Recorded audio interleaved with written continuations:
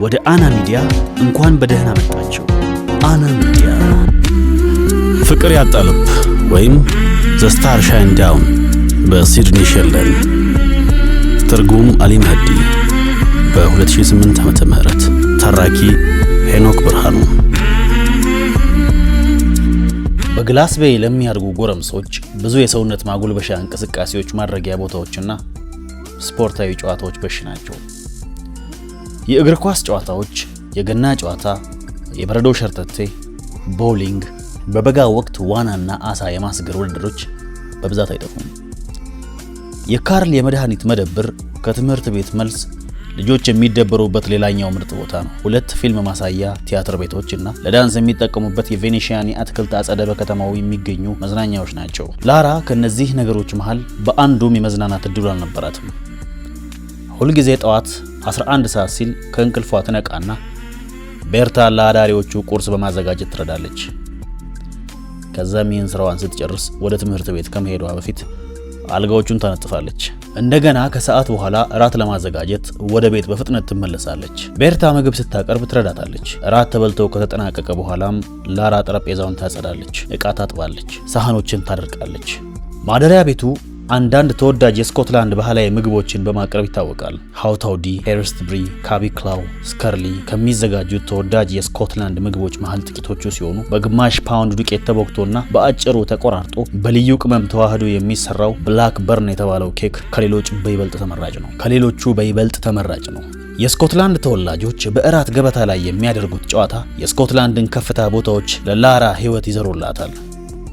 ቅድመ አያቶቿ የመጡት ከስኮትላንድ ከፍታ ቦታዎች በመሆናቸው ላራ ስለነሱ የምትሰማው ታሪኮች ሁሉ ብቸኛው የአለኝታነት ስሜት የሚፈጥርላት ነገር ነው። ኔይሲን፣ ሉኪን፣ ሊን የተባሉ ትልልቅና ትንንሽ ሐይቆች ስለያዘው ስለ ታላቁ ግሌንና በሐይቆቹ ጠረፎች ላይ ስለተቆረቆሩ አባጣ ጎርባጣ ደሴቶች አዳሪዎቹ ሲያወሩ መስማት ያስደስታታል። በሳሎኑ ክፍል ውስጥ አንድ ያረጀ ፒያኖ ቆሞ ይታያል። አንዳንድ ጊዜ ምሽት ላይ እራት ተበልቶ ካለቀ በኋላ ከግማሽ ደርዘን የማያንሱ አዳሪዎች በዚህ ፒያኖውን ዙሪያ ከበው የሀገራቸውን ዘፈን ይዘፍናሉ።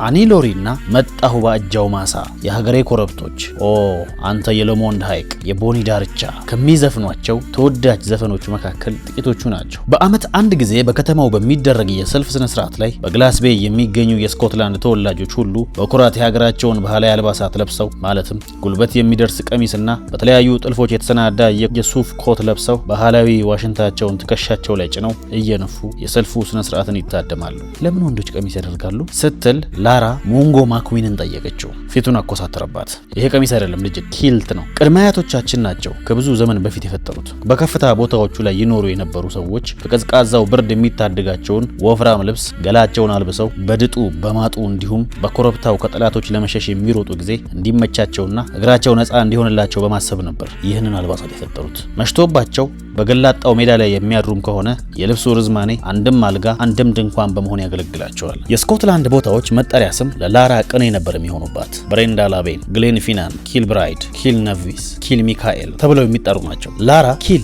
የሚለው ስያሜ በመካከለኛው ዘመን ይኖሩ የነበሩ መነኩሴዎች ማደሪያ ክፍል መጠለያ ሆኖ ያገለግል እንደነበር ተረዳች። ኢንቨር ወይም ኤበር የሚጀምሩ ስሞች የሚገልጹት በምንጭ አፋፍ ላይ የሚገኝ መንደሮችን ነው። ስትራዝ በሚል መጠሪያ በሚጀምሩ ከሆኑ ደግሞ በሸለቆ አፋፍ ላይ ያሉ መንደሮች ናቸው ማለት ነው። ባድ በሚል መጠሪያ የሚጀምር ከሆነ የቦታው ስያሜ መንደሩ የተቆረቆረው አጸድ ውስጥ ነው ማለት ነው። ሁልጊዜ የእራት ገበታ ላይ ሞቅ ያሉ ክርክሮች ይነሳሉ። ስኮትላንዳውያኖቹ ስለ ሁሉም ነገር መከራከር ይወዳሉ። ቅድመ አያቶቻቸው ከኩሩ ነገር የተገኙ በመሆናቸው እነሱም አሁንም ድረስ ታሪካቸውን የመጠበቅ ኃላፊነት ያለባቸው መስሎ ይሰማቸዋል። የብሩህ ዘሮች ፈሪዎች ብቻ ነው ያመረቱት። ለእንግሊዞች ለሃጩን እያዝረበረበ ጌታውን እንደሚታዘዝ ውሻ ነበር እየተንበረከኩ የኖሩት። እንደ ልማድህ ምን እንደምታወራ አታውቅም ጃል። ታላቁ ብሩስ ራሱ እንግሊዝን ለመጋፈጥ በቆራጥነትና በጀብድ ቆሞ ነበር ካልክስ እጅ ሰጥተው የተንበረከኩት የስቱዋርት ዘሮች ናቸው። አንተ ሞኝ ሰው ነህ። ዘርህም የመጣው ከጅላንፎቹ ሳይሆን አይቀርም። ክርክሩ እንዲህ እያለ ተፋፍሞ ይቀጥላል። ስኮትላንድ ምን እንደሚያስፈልጋት ታውቃለህ? እንደ ዳግማዊ ሮበርት ያሉ ጠንካራ መሪዎች ናቸው የሚያስፈልጓት። አዎን፣ ታላቅ ሰው ነበር። የ21 ልጆች አባት ነበር አይደለም? አዎ፣ ግማሾቹ ሊቃላ ናቸው። ከዛ ደግሞ ሌላ ክርክር ይጀምራል። ላራ ከ600 ዓመታት በፊት ለተፈጠረ ታሪክ መጣላታቸውን ማመን ያቅታታል። ሞንጎ ማክዊኒ ቆንጅት እንዳትረበሺ፣ ስኮትላንዶች በባዶ ቤት መጣላት ልማዳቸው ነው ይላታል ላራ። የላራን ስሜት የሚያቀጣጥለው በሰር ዋልተር ስኮት የተጻፈው ግጥም ነበር። ይህ የጀብድ የግጥም ስንኝ እንዴት ሎቼንቫር ህይወቱን አደጋ ውስጥ ጥሎ የሚያፈቅራትን ጉብል ወጣት ሌላ የምትወደውን ሰው በግድ እንድታገባ ተወስኖባት ከማግባት እንዴት እንደሚታደጋት ይተርካል። አቤት በፍቅር ላይ ያለው እምነቱ፣ በጦርነት ውስጥ ያለው ጀግንነቱ። እንደ ሎንጂቬራ ያለ ደፋር ወጣት ታሪክ ሰምታችሁ ታውቃላችሁ? አንድ ቀን እንደ ሎንጂቬራ ያለ መልከ መልካም ወጣት መጥቶ እንደሚታደጋት ታስባለች ላራ። አንድ ቀን ላራ ኩሽና ውስጥ በስራ ተጠምዳ ሳለ ትንፋሿ ከጎሮሮዋ አልፎ እንዳይወጣ አፍኖ የያዛትን የማስታወቂያ መጽሔት ላይ አየች። መጽሔቱ ላይ የሚታየው ረጅም ወርቃማ ጸጉር ያለው ሽክ ያለ በዘመኑ ፋሽን የተሰራ ሱፍና ነጭ ከረባት ያደረገ መልከ መልካም ወጣት ነው። ሰማያዊ አይኖች ያሉትና ሞቅ ያለ ፈገግታ እያሳየ የቆመ እያንዳንዱ ገጽታው ልዑል የሚመስል ሸጋ ወጣት ነበር። የኔ ሎንጂቬራ የሚመስለው ይህንን ነው ስትል አሰበች ላራ። የሆነ ቦታ ሆኖ እኔን እየፈለገኝ ነው፣ መጥቶ ከዚህ ቦታ ያስወጣኛል። ሳህን ማጠቢያው ላይ ሳህን እያጠብኩ ጠብቀዋለሁ። ከኋላዬ መጥቶ እጆቹን አንገቴ ላይ ጥምጥም ያደርግና በሹክሹክታ ለርዳሽ ይለኛል። ከዛም እኔም ዞር ልና አይን አይኑን እያየው ሳህኖቹን ታደርቅልኛለህ እለዋለሁ። በድንገት የቤርታ ድምጽ ምን አደርግልሻለሁ አላት። ላራ ተሽከርከራ ዞረች። ቤርታ ኋላዋ ቆሞ ነበር። ላራ ጮሃ እያወራች መሆኑንም ዘንግታው ኖራል። አይ ምንም አለች እያፈረች። ለላራ በእራት ገበታ ላይ ከተደረጉት አስገራሚ ውይይቶች መሃል ቀልቧን የሳበው መኖሪያ ቀያቸውን በኃይል እንዲለቁ ስለተሰደዱት ጎሳዎች የሰማችው ታሪክ ነው። በተደጋጋሚ ሲነገር ብትሰማም ታሪኩን አዳምጣ ግን አልጠገበችውም። እንደገና ንገረኝ ስትል ጠየቀች። ሞንጎ ማክዊኒ ታሪኩን ደግሞ ለመናገር ይገደዳል። ደህና የተጀመረው 1972 ዓ.ም ሲሆን የቀጠለውም ከ60 ዓመታት በላይ ነበር። በመጀመሪያ ቢላድ ሃናንን ከኦራክ የበግ ዘመን ይሉት ነበር። የከፍታ ቦታው ባለቤቶች መሬታቸውን ለጭሰኛ ገበሬዎች ከሚሰጥ ይልቅ ለበግ እርባታ ቢውል ትርፋማ እንደሚያደርጋቸው ወስነው ስለነበር የበግ መንጋቸውን ወደ ከፍታ ቦታው አምጥተው ቀዝቃዛውን ክረምት ማትረፍ እንደሚችሉ አጣርተው አወቁ። ይህን ጊዜ ነበር ታዲያ ቦታ የማስለቀቅ ዘመቻው የተጀመረው። ጩኸት በየአካባቢው ነገሰ። የበጎች መንጋ መጣ። መጀመሪያ የመጡት 100 በጎች ነበሩ። ከዛ 1000 ደረሱ። ከዛ 10,000። ወረራ ብለሽ ልጠሪው ትችያለሽ። ሰዎቹ ካለሙት በላይ ሀብት ሲዝቁ ታያቸው ነበር። ነገር ግን በመጀመሪያ በመሬቱ ላይ የሚሰሩትን ጭሰኞች ማስወገድ ነበረባቸው። እግዚአብሔር እውነቱን ይወቀው እንጂ ለጅማሩ የነበራቸው ጥቂት ርስት ብቻ ነበር። በስኮትና ኩሽና በሌለው የድንጋይ ቤት ውስጥ ነበር የሚኖሩት። እነዚህ መጤዎች ከዚሁም ቤታቸው በግድ አባረሯቸው። ወጣቷ ልጅ አይኗ ተበለጠጠ። እንዴት? የመንግስት ክፍለ ጦሮች መንደሩን እንዲያጠቁና ጭሰኞቹን ከመንደራቸው እንዲያስወጡ ታዘው ነበር። ወታደሮቹ ወዲያው ትንሿ መንደር ሄደው ለጭሰኞቹ ከብቶቻቸውንና የቤት ዕቃቸውን እንዲያወጡ የ6 ሰዓት ጊዜ ብቻ ሰጧቸው። ለዓመት የለፉበትን ሰብል ግን ይዘው እንዲሄዱ አልፈቀዱላቸውም። ከዛም ወታደሮቹ ጎጆ ቤታቸው አመድ እስኪሆንባቸው አቃጠሉባቸው። ከሩብ ሚሊዮን የማያንሱ ወንዶች፣ ሴቶች እና ህፃናት ቤት ንብረታቸውን ጥለው ወደ ባህር ዳርቻው እንዲሰደዱ ተገደዱ። እንዴት ከራሳቸው መሬት ሊያሳድዷቸው ይችላሉ? አየሽ፣ መሬቱን የራሳቸው አላደረጉትም ነበር። 1-2 ሄክታር የሚሆነውን መሬት ብቻ ከመሬቱ ባለአባቶች ገዝተው ነበር ሲጠቀሙ የነበረው እንጂ መሬቱ የነሱ ብቻ አልነበረም። ጭሰኞቹ መሬቱን አርሰው ድንች አምርተው ለመጠቀምና ከብቶቻቸውን ለማርባት ክፍያውን የሚከፍሉት ካመረቱት ምርት ላይ ከፊሉን በመስጠት ወይም በጉልበታቸው በማገልገል ነበር። ሰዎቹ አንለቀም ቢሉ ኖሮ ምን ይደርስባቸው ነበር ስትል ጠየቀች ላራ ትንፋሽ እያጠራት። ንብረቶቻችንን አንለቅም ብለው የተቀመጡ አንዳንድ አዛውንቶች ጎጆአቸው ሲቃጠል አብረው ተቃጥለዋል። መንግስቱ በጣም አረመኔ ነበር። አያያ አታንሽብኝ። በጣም የከፋ ዘመን ነበር። ህዝቡ የሚላስ የሚቀመስ አልነበረውም። አብዛኞቹ ሰዎች የኮሌራ ሰለባዎች ሆነዋል። በሽታ ልክ እንደ ሰደድ እሳት ነበር አካባቢውን ያጥለቀለቀው። እንዴት ያሳዝናል አለች ላራ። አሁን ወጣቷ ህዝባችን ሲያገኝ ድንች፣ ዳቦ፣ ገንፎ እየበላን ይኖረው። ከህዝቦቹ መንግስት ሊወስድ ያልቻለው አንድ ነገር ብቻ ነው፣ ኩራታቸው። የሚችሉትን አቅም ሁሉ ተዋክተዋል። ለብዙ ቀናቶች ቃጠሎ ካበቃ በኋላ ቤት አልባ የሆኑትን ህዝቦች በገላጣው ሜዳ ላይ እያደሩ ከቃጠለው የተረፈው ነገር ብናገኝ ሲፈልጉ ረጅም ጊዜ አሳልፈዋል። ከምሽቱ ዝናብ የሚከላከልላቸው ሸራ ከራሳቸው በላይ አቁመው ነበር የሚኖሩት። ወንዱና ሴቷ ቅምቅም አያቶቼ ይህ ሲሆን እዛው ስለነበሩ ይህን ሁሉ መከራና ስቃይ ቀምሰውታል። የታሪካችን አንድ ክፍል በመሆኑም የእያንዳንዳችን ነፍስም እንደ ገርሳት ይቃጠለናል። ላራ በሺህ የሚቆጠሩ የጨነቃቸው ነፍሶች ንብረታቸውን ተዘርፈው ምድረ በዳ ላይ ተጥለው በብቸኝነት ተቆራምደው ስለተቀመጡ ህዝቦች በአይነ ህሊናዋ እየሳለች በደረሰባቸው እንግልትና ስቃይ ተደመመች። የአልቃሾች ቀረርቶና የደነገጡ ህፃናት ጩኸት ተሰማት። እነዚህ ህዝቦች በመጨረሻ ግን እንዴት ሆኑ ስትል ጠየቀች ላራ። የሞት ወጥመድ በሆነ መርከብ ላይ ተጭነው ወደ ሌላ ግዛት ተሰደዱ። ተጨናንቀው የተሳፈሩበት መንገድ በትኩሳትና በተቅማጥ አለቁ። አንዳንድ ጊዜ ከጉዟቸው ለሳምንታት ከሚያዘገያቸው ማዕበል ጋር ይጋፈጣሉ። የምግብ እጥረት ያጋጠማቸውም ነበር። በመጨረሻ መርከቧ ካናዳ ደርሳ ስተርፍ ጠንካራዎቹ ብቻ ነበር የተረፉት። ካናዳ አንዴ ከደረሱ በኋላ ግን ከዚህ ቀደም አግኝተውት የማያውቁትን ነገር ማግኘት ቻሉ። የራሳቸውን መሬት አገኙ አለች ላራ። አልተሳሳትሽም ቆንጅት። አንድ ቀን የራሴ መሬት ይኖረኛል፣ ማንም ሰው አይነጥቀኝም፣ ማንም ሰው አይቀማኝም ስትል አምረራ አሰበች ላራ። በአንድ የሐምሌ መግቢያ ምሽት ጄምስ ካሜሮን በክሪስቲ መሸታ ቤት ከአንድ ሴተኛ አዳሪ ጋር በተኛበት በልብ የሚሰቃይ ጀምር። ሰክሮ ስለነበር የአልጋ አጫዋቹ ክንትር ብሎ ተደፍቶ ስታየው ተኝቶ እንጂ ታሞ አልመሰላትም። አታደርገውም ጄምስ፣ ሌላ የሚጠብቁኝ ደመኞች አሉብኝ። ተነሳ አንተ መጋዣ፣ ተነስ ብያለሁ ጄምስ። አንተን እኮ ነው የማናገረው፣ አትነሳም እንዴ? ደረቱን በእጆቹ ይዞ የሲቃ ትንፋሽ ተነፍሳለ። የፈጣሪ ያለ ዶክተር ጥሪልኝ። አምቡላንስ መጥቶ ኩዊሪ ጎዳና ላይ ወደሚገኝ ትንሽ ሆስፒታል አደረሰው። ዶክተር ደንካን ላራ እንድትመጣ ሰው ላከባት። ወደ ሆስፒታሉ የገባችው ልቧ በኃይለኛው እየመታ ነበር። ደንካን እየጠበቃት አገኘችው። ምን ተፈጠረ? ላራ እየተጣደፈች ጠየቀች። አባቴ ሞተ? አልሞተም ላራ፣ ነገር ግን አባትሽ የልብ ህመም ተጠቂ መሆኑን ስነግርሽ እያዘንኩ ነው። ቀዝቀዝ ብላ በቆመችበት ደርቃ ቀረች። ይተርፋል? አላውቅም። የምንችለውን ሁሉ እያደረግን ነው። ላየው እችላለሁ? በጠዋት ተመልሰሽ ብትመጪ የሚሻል ይመስለኛል። በፍርሃት ደንዝዛ ወደ ቤቷ ተመለሰች። እባክህ አምላኬ እንዲሞት አታደርገው፣ ያለኝ እኮ እሱ ብቻ ነው። ላራ ማደሪያ ቤቱ ስትደርስ ቤርታ ስትጠብቃት አገኘቻት። ምን ተፈጠረ? ላራ ነገረቻት። ኦ አምላኬ አለች ቤርታ። ዛሬ ደግሞ አርብ ነው። አርብ ነው? ኪራይ የሚሰበሰብበት ቀኑ ዛሬ ነው። ሾን ማካሊስተርን በደንብ አውቀዋለሁ። ሁላችንንም ከዚህ አስወጥቶ ይህንን እንደ ምክንያት ይጠቀማል።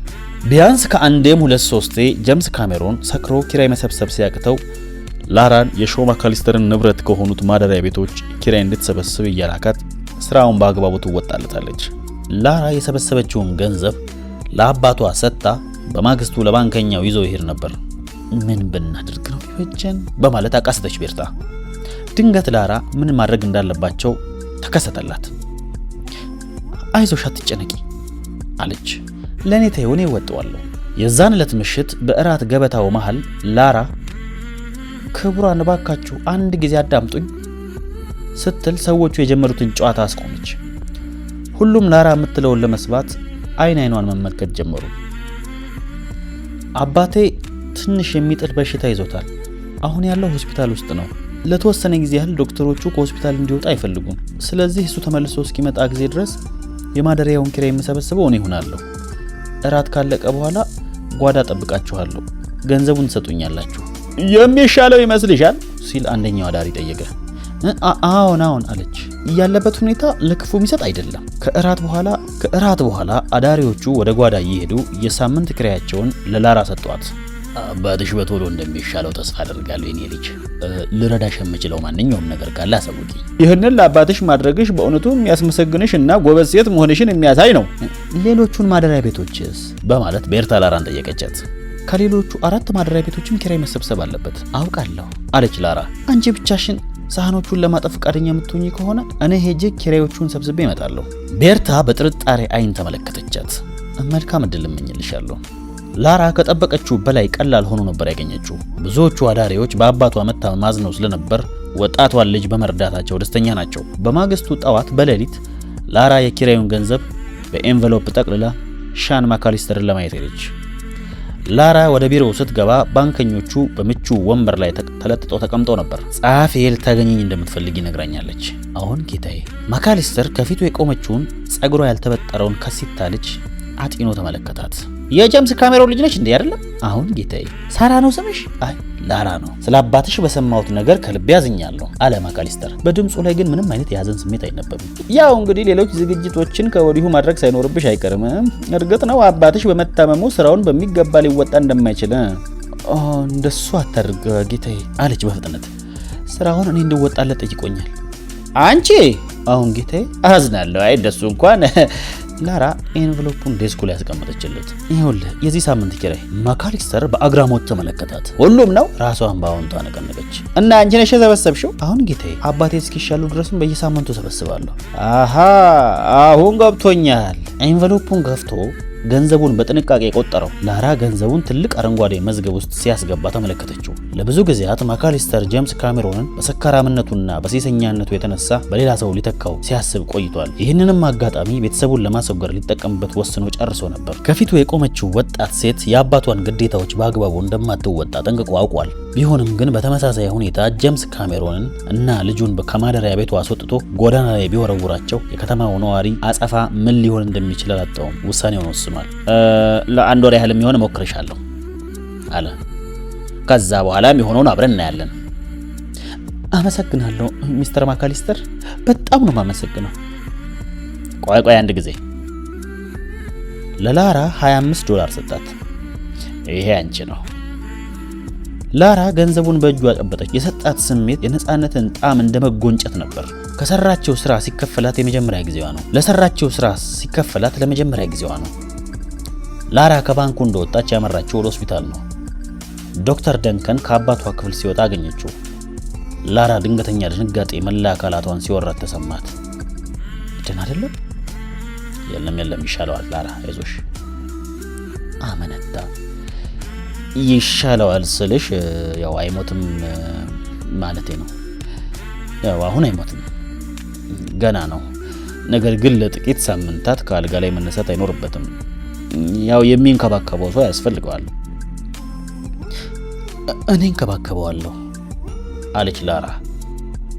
ተመለከታትና ረጋ ባለ ድምፅ አባትሽ አልታየውም እንጂ በጣም እድለኛ ሰው ነው። አሁን ሄጄ ላየው እችላለሁ? አዎ። ላራ አባቷ ወዳለበት ክፍል ገብታ ቆማ አፈጠጠች። ጄምስ ካሜሮን ገርጥቶና ረዳት አልባ ሆኖ አልጋው ላይ ተጋድሟል። ድንገት በጣም ያረጀ ሰው መስሏል። ላራ በሐዘን ስሜት ውስጥ ሆና ተናወጠች። በመጨረሻም ለአባቷ አንድ ነገር እንድታደርግለት እድል አግኝታለች። እንዲያደንቃት እንዲወዳት የምታደርጋት አንድ ነገር። ወደ አልጋው ቀረበች። ፓፓ ቀና ብሎ አይቷት የሆነ ነገር አጉረመረመ። እዚህ ምን አባሽ ታደርጊያለሽ? ስራሽ ያለው ማደሪያ ቤት ውስጥ አይደለም እንዴ? ላራ ቅዝቅዝ አለች። አዎ አውቃለሁ ባባ፣ ሚስተር ማካሊስተርን አግኝቼው እንደመጣው ልነግርህ ነው የመጣሁት። አንተ እስከሚሻል ድረስ የማደሪያ ቤቶቹን ኪራይ እንደምሰበስብ ነግሬያለሁ። እኮ አንቺ ኪራይ ልትሰበስቢ? አታስቂኝ። በድንገተኛ ውስጣዊ ግፊት ሰውነቱ ተንቀጠቀጠ። ዳግመኛ ሲናገር ድምፁ ደክሞ ነበር። እጣ ፈንታዬ ነው ሲል አቃሰተ። ጎዳና ላይ ሊሆን ነው ኑሮዬ። ላራ ምን ትሆናለች ብሎ እንኳን አላሰበም። ላራ ቆማ ለረጅም ጊዜ ያህል ተመለከተችው። ከዛም ዙራ ወጣ ሄደች። ከ3 ቀን በኋላ ጄምስ ካሜሮን ወደ ቤት መጥቶ አልጋ ላይ ተኛ። የሚቀጥሉትን 2 ሳምንታት ከአልጋ ላይ መውረድ አይኖርብህም አለው ዶክተር ደንከን። በ1-2 ቀን ውስጥ ተመልሼ ቼክ አደርጋለሁ። ኧረ እኔ አልጋ ላይ መዋል አልችልም ሲል ተቃወመ ጄምስ ካሜሮን። እኔ ስራ የሚበዛብኝ ሰው ነኝ። ብዙ ስራ አለብኝ። ዶክተሩ ተመለከተውና በለሆሳስ ድምፅ ምርጫ አለ፣ አልጋ ላይ ውሎ መኖርና ተነስቶ መሞት አለው። የማካሊስተር አዳሪዎች የየዋህዋ ወጣት ኪራያቸውን ለመሰብሰብ በመጀመሪያ ስትመጣ ደስ ብሏቸው ነበር። የልጅቷ ጀማሪነት እየቀረ ነባር መሆን ስትጀምር ግን ኪራያቸውን ላለመክፈል የምክንያት ማዕት መደርደር መጀመራቸው አልቀረም። ይህን ሳምንት ታመሜ ከርሜ ገንዘቤን ሁሉ ለሐኪም ከፈልኩት። ልጄ ነበር በየሳምንቱ ገንዘብ የሚልክልኝ። በዚህ ሳምንት ግን ደብዳቤው ገና አልደረሰኝም። አንዳንድ የሥራ መስሪያዎችን መግዛት አለብኝ መሰለኝ። እንደው ከየት እንደማመጣ አላውቅም። ገንዘቡን በሚቀጥለው ሳምንት በእርግጠኝነት አመጣልሻለሁ። እሺ። ይሁን እንጂ ወጣቷ ልጅ ትግሏ ሕይወቷን ለማቆየት ስለነበር በቀላሉ እጅ የምትሰጥላቸው አልሆነችም። የሚሏትን በትህትና ካዳመጠች በኋላ አዝናለሁ፣ ነገር ግን ሚስተር ማካሊስተር ገንዘቡ ገቢ እንዲሆንለት የሚፈልገው ዛሬ ስለሆነ ገንዘቡን በዛሬው ቀን ማግኘት ይኖርባችኋል፣ ገንዘቡ ከሌላችሁ ደግሞ በፍጥነት ማደሪያችሁን ለቃችሁ መውጣት ይኖርባችኋል እያለች ቆፍጣና ንግግር ታደርጋለች። ይህንን ሲሰሙ ከየትም ብለው ገንዘቡን ይዘው ይመጣሉ። ላራ ፍንክች የምትል ሴት አልነበረችም። ከአባትሽ ጋር መደራደር ካንቺ ጋር ከመደራደር 10 እጅ ይቀላል ሲል አንደኛው አዳሪ አጉረመረመ። እሱ ሁልጊዜም 1-2 ቀናቶችን ሊታገሰን ፍቃደኛ ነው። ሆኖ ግን በመጨረሻም የወጣቷን ወኔ ሳያደንቁ አላለፉም። ላራ የአባቷ መታመም ወደሷ ይበልጥ እንዲቀርብ ያደርገዋል ብላ ያሰበችው ሐሳቧ በሚያሳዝን ሁኔታ የተሳሳተ ነበር። ላራ በምትችለው አቅም ሁሉ ፍላጎቱን ልታሟላለት ትሞክራለች። ነገር ግን በይበልጥ ልትግባባው በሞከረች ቁጥር ይበልጥ መጥፎ ፊት ያሳያታል። በጊዜው አዳዲስ አበቦችና ትንንሽ ስጦታዎችን እየያዘች ትሄዳለች። የፈጣሪ ያለ ሲል ይጮህባታል። ማንዣበብሽን ቆይ ለምን አታቆሚኝም? ዛሬ የምትሰሪው ስራ የለሽም እንዴ? የምትወዳቸው መስሎኝ እኮ ነው። ኤዲያ ፊቱን ወደ ግድግዳው አዙሮ ይተኛባታል። እጠላዋለሁ ስትል ታስባለች ላራ። እጠላዋለሁ። በወሩ መጨረሻ ላራ በኪራይ ገንዘብ የምትሞላውን ኢንቨሎፕ ይዛ ሻን ማካሊስተር ቢሮ ገባች። እሱን ገንዘቡን ተቀብሏት ከቆጠረው በኋላ አንቺ ወጣት በጣም እያስደመምሽኝ ነው፣ ማመኔ ቅር አያሰኘኝም፣ ከአባትሽ የተሻለ ስራ እየሰራሽ ነው። ቃላቶቹ ትልቅ ደስታን አጫሩባት። አመሰግናለሁ። እንደውም ይህ ወር ለመጀመሪያ ጊዜ ሁሉንም ኪራዮች ሙሉ በሙሉ እዳቸውን ሳይንጠባጠቡ የከፈሉበት ነው። ስለዚህ እኔና አባቴ በማደሪያ ቤት ውስጥ መቆየት እንችላለን ማለት ነው ስትል በጉጉት ጠየቀች ላራ። ማካሊስተር ለደቂቃዎች ያህል ትክ ብሎ ተመለከታት። ይመስለኛል አባትሽን በጣም ሳትወጂው አትቀሪም። በሚቀጥለው ቅዳሜ እንገናኛለን ሚስተር ማካሊስተር።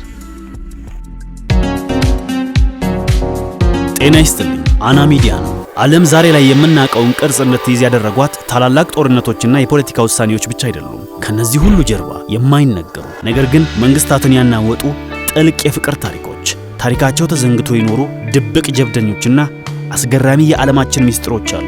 እኛ በእነዚህ ድብቅ ታሪኮች ውስጥ እናሳልፋቸዋለን። ወደ አና ሚዲያ እንኳን በደህና መጣችሁ። አና ሚዲያ